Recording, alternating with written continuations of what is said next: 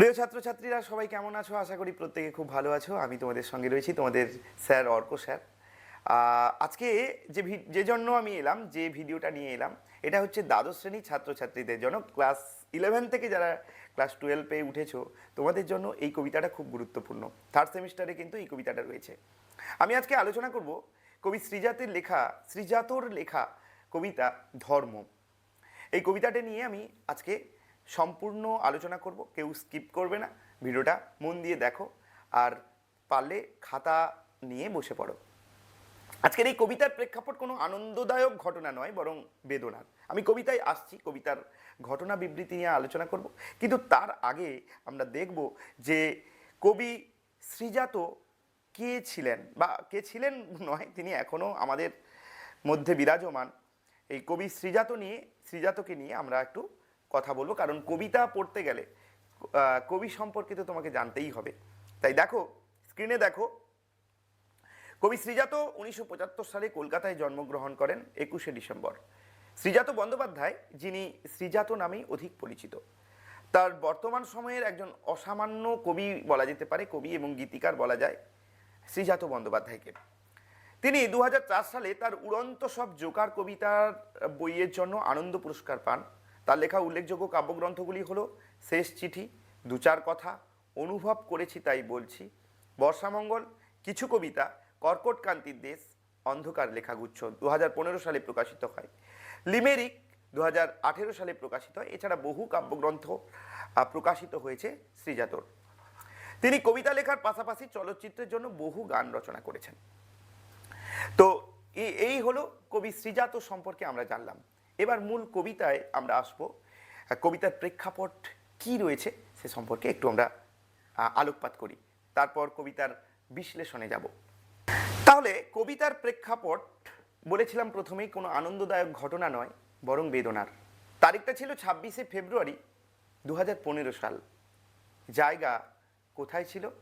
যে জায়গায় ঘটনাটা ঘটেছে আমাদের প্রতিবেশী দেশ বাংলাদেশের রাজধানী ঢাকা শহরে। সেখানে তখন চলছে অমর 21শে বইমেলা, বাঙালির প্রাণের মেলা। সেই মেলা থেকে ফিরছিলেন এক দম্পতি, অভিজিৎ রায় এবং তার স্ত্রী বন্যা আহমেদ। এরা দুজনেই মার্কিন যুক্তরাষ্ট্রে থাকতেন, প্রবাসী বাঙালি বলা যায়।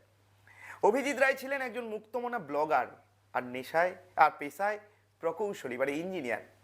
কিন্তু নেশায় ছিলেন একজন যুক্তিবাদী মানুষ। তিনি বিশ্বাস করতেন বিজ্ঞান আর যুক্তিতে। হঠাৎ অন্ধকার থেকে, মানে ওই দিন যখন বইমেলা থেকে বেরিয়ে আসছেন, হঠাৎ অন্ধকার থেকে একদল ঘাতক চাপাতি হাতে তাদের উপর ঝাঁপিয়ে পড়ে, রাস্তার উপর ফেলে অভিজিৎ রায়কে নৃশংসভাবে হত্যা করেন। তার স্ত্রীও গুরুতর আহত অবস্থায়। তাদের দুজনকে হাসপাতালে নিয়ে যাওয়া হয়। কিন্তু কথা হচ্ছে, কেন এই রক্তপাত, কেন এই হত্যা? কারণ অভিজিৎ রায় তার লেখনীর মাধ্যমে অন্ধকার আর অন্ধবিশ্বাসের মূলে আঘাত করেছিলেন।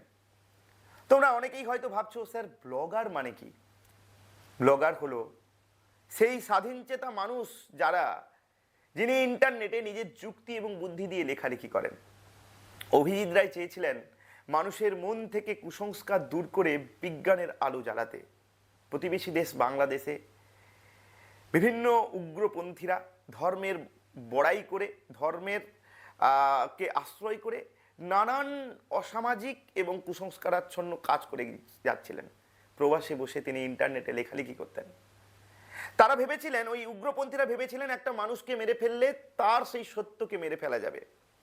অভিজিৎ রায়ের যেটা তিনি করতেন, ব্লগে যেটা লিখতেন, যে প্রকৃত সত্যটাকে তিনি প্রকাশ করার চেষ্টা করেছিলেন। কিন্তু সেই সত্যটা উগ্রপন্থীদের গায়ে লেগেছিল, তাই এই পৃথিবী থেকে সরিয়ে দিলেন। তারা ভেবেছিল একটা মানুষকে মেরে ফেললে তার সত্যকেও মেরে ফেলা যাবে। এই বীভৎস ঘটনা যখন সারা পৃথিবীর বিবেককে নাড়িয়ে দিয়েছিল, ঠিক সেই সময়ই পশ্চিমবঙ্গের কবি, আমাদের প্রিয় কবি শ্রীজাত, তার ব্যথিত এবং ক্ষুব্ধ কলমে লিখেছিলেন এক কালোজয়ী কবিতা, যেটা আমাদের পাঠ্যাংশে রয়েছে, ধর্ম। আজ আমরা সেই কবিতাই পড়ব এবং বুঝব যে শক্তি একজন সৃজনশীল মানুষের প্রাণ কেড়ে নিতে পারে, তাকে আর যাই হোক, যাই বলা হোক, ধর্ম তো বলাই চলে না। এবার এসো, কবিতাটি কোন কাব্যগ্রন্থ থেকে নেওয়া হয়েছে? কবিতাটি কোন কাব্যগ্রন্থ থেকে নেওয়া হয়েছে এবং কত সংখ্যক কবিতা? পারলে বইতে বা খাতায় নোট করে নাও। কবি শ্রীজাতর অন্ধকার লেখাগুচ্ছ কাব্যগ্রন্থ থেকে নেয়া এই ধর্ম কবিতাটি, স্ক্রিনে দেখো, অন্ধকার লেখাগুচ্ছ কাব্যগ্রন্থ।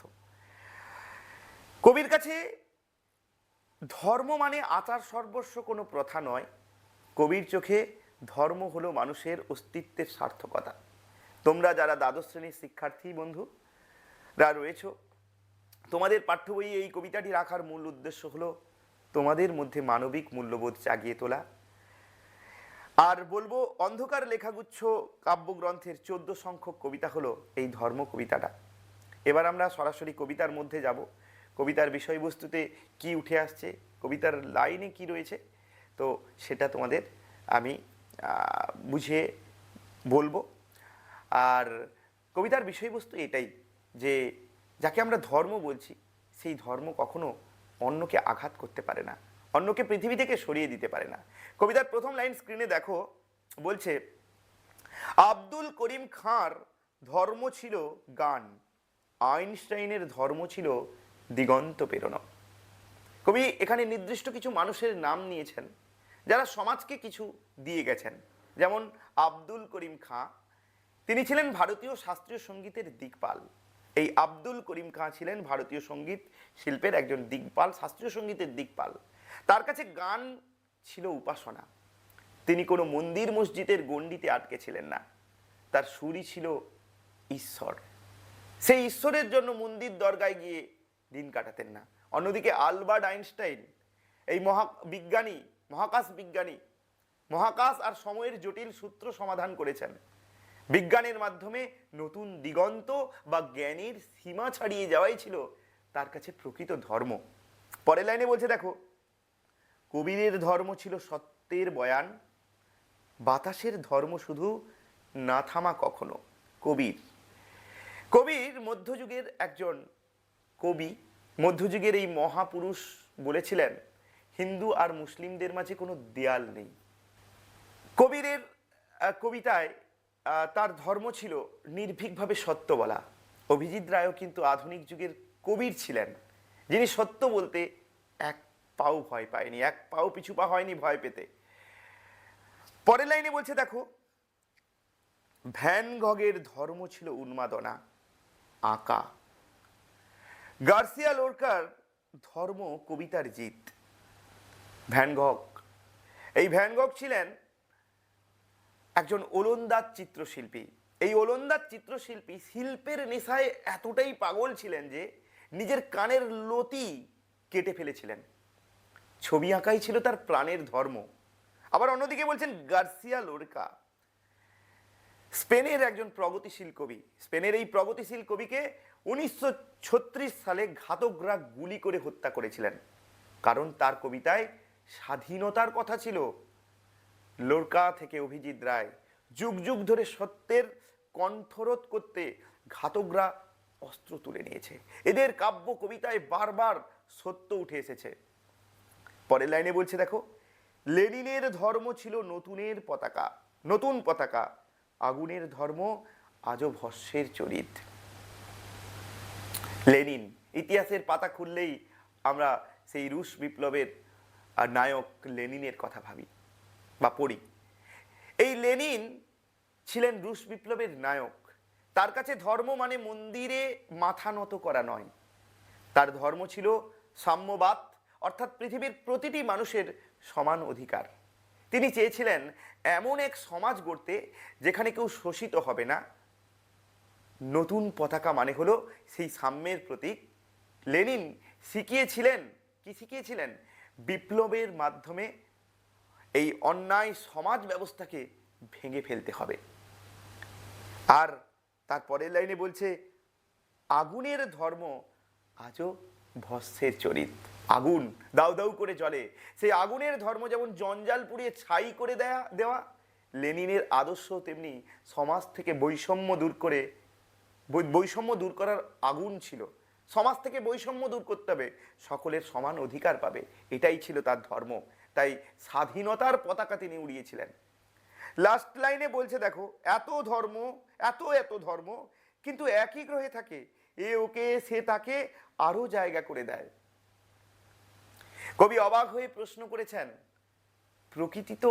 প্রকৃতিতে তো হাজারো বৈচিত্র্য আছে, কত গাছ কত নদী আশেপাশে থাকে, তারা প্রবাহিত প্রবাহমান, আকাশ তো কাউকে আর তার বিশ্বাস বা ধর্মের জন্য তাড়িয়ে দেয় না। তবে মানুষ কেন এত সংকীর্ণ? কেন আমরা অন্যের মত সহ্য করতে পারি না? কেন অভিজিৎ রায়ের মতো মুক্তমনা মানুষকে মরতে হয়? তবে কেন অন্নপদ ভাবায়, পরের লাইন দেখো, তবে কেন অন্নপদ ভাবায় তোমাকে, তোমার ধর্মের পথে কেন অপব্যয়? সত্যি তো, ধর্মের নামে এই রক্ত ঝরানো আসলে সময়ের অপব্যয়, জীবনের অপব্যয়। হিংসা দিয়ে কখনো কোনো মহৎ কাজ হয় না, আর আমরা সেই অপব্যয়টা করি।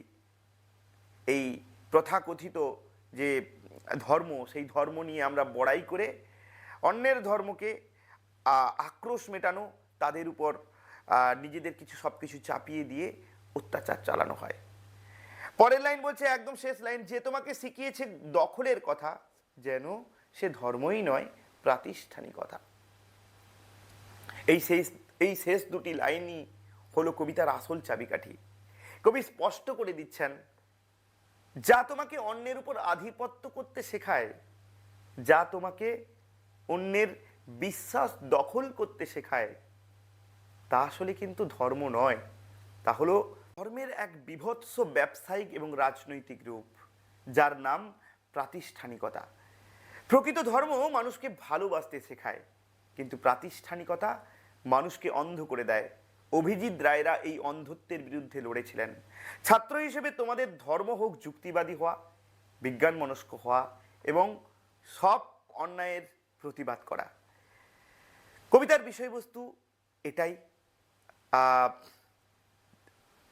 আবারও একবার কবিতার লাইনগুলো তোমাদের সামনে তুলে ধরা হোক।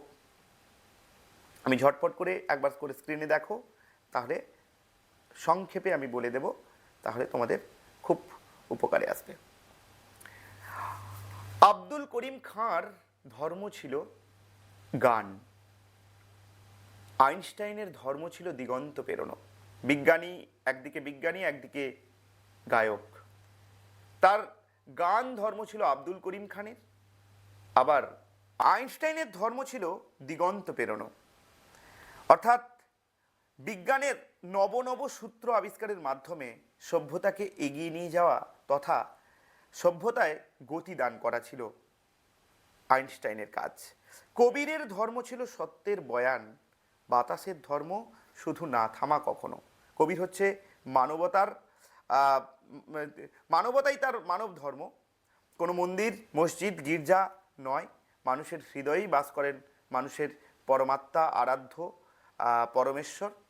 মধ্যযুগীয় ভারতবর্ষের ভক্তিবাদী আন্দোলনের অন্যতম একজন মানবাত্মার প্রতীক কবির। তার ধর্ম ছিল সত্য কথা বলা। আর বাতাসের ধর্ম শুধু না থামা কখনো। বাতাসে তো এরকমভাবেই বয়ে যাবে, সে তো বয়েই যাবে, সে কখনো থামবে না। আবার অন্যদিকে ভ্যান গগের ধর্ম ছিল উন্মাদনা আঁকা। বিখ্যাত চিত্রশিল্পী ভ্যান গগ, ইউরোপিয়ান চিত্রশিল্পী ভ্যান গগ, তার কাজ ছিল ছবি এঁকে যাওয়া। আবার গার্সিয়া লোরকা, প্রগতিশীল এই কবি, এই বিখ্যাত ইউরোপিয়ান কবি, তার ধর্ম ছিল কবিতার মাধ্যমে জয়লাভ করা। আর লেনিন, রুশ বিপ্লবের নায়ক লেনিন ছিল শোষিত বঞ্চিত মানুষদের পাশে দাঁড়ানোর প্রতীক এবং তাদের মুক্তি দেওয়ার পতাকা বা তাদের হাতে সেই মুক্তির পতাকা ধরিয়ে দেওয়ার জন্য লেনিনের ধর্ম ছিল। আর আগুন, প্রকৃতির সেই আগুন যে কিনা জ্বলে পুড়ে সব কিছুকে চুরমার করে দেয়, জ্বলে পুড়ে সব কিছুকে ছাই করে দেয়, সেই কাজ হচ্ছে আগুনের কাজ।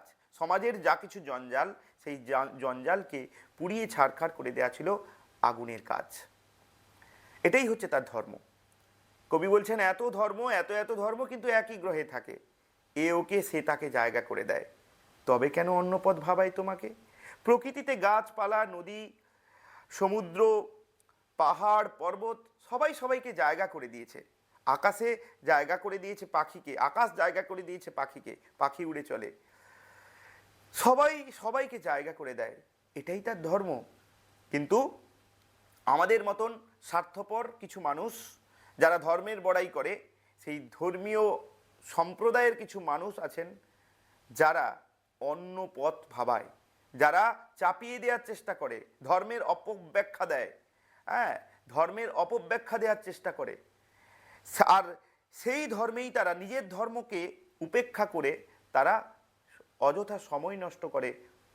যে যে ধর্মের কোনো লাভ নেই, যে ধর্মে শুধু হিংসা দখলদারির পথ দেখায়, সেই ধর্মে কিন্তু সময়টুকু ব্যয় করে।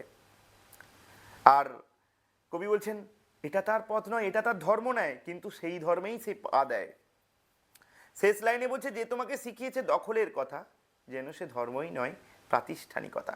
যারা তোমাকে শিখিয়েছে ধর্ম, এই ধর্মে অমুক করতে হবে, অমুক নিয়ম পালন করতে হবে, সেটা কিন্তু দখলদারিত্বের কথা বলে, কারুর উপর চাপিয়ে দেওয়ার চেষ্টা করা হয়, সেটা ধর্ম নয়।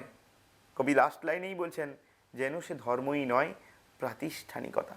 সেটা কোনো ধর্মের মধ্যে পড়ে না, সেটা সমাজের এই কৃত্রিম প্রতিষ্ঠানময় বা প্রতিষ্ঠান বা প্রতিষ্ঠা করা যে ধর্ম, যে ধর্মে দখলদারিত্বের কথা বলা হয়েছে, যে ধর্মে মানুষের উপর আঘাত আনার কথা বলা হয়েছে, অভিজিৎ রায়ের মতো মানুষেরা যেই ধর্মের বিরুদ্ধে রুখে দাঁড়িয়েছিল, যে ধর্মের কথা বলতে চেয়েছিল যে এটা কখনো ধর্ম হতে পারে না, নানা কুসংস্কারের ছাপ যে ধর্মে লেগে রয়েছে, সেই ধর্মের বিরুদ্ধে সোচ্চার হয়েছিলেন অভিজিৎ রায়ের মতো মানুষেরা।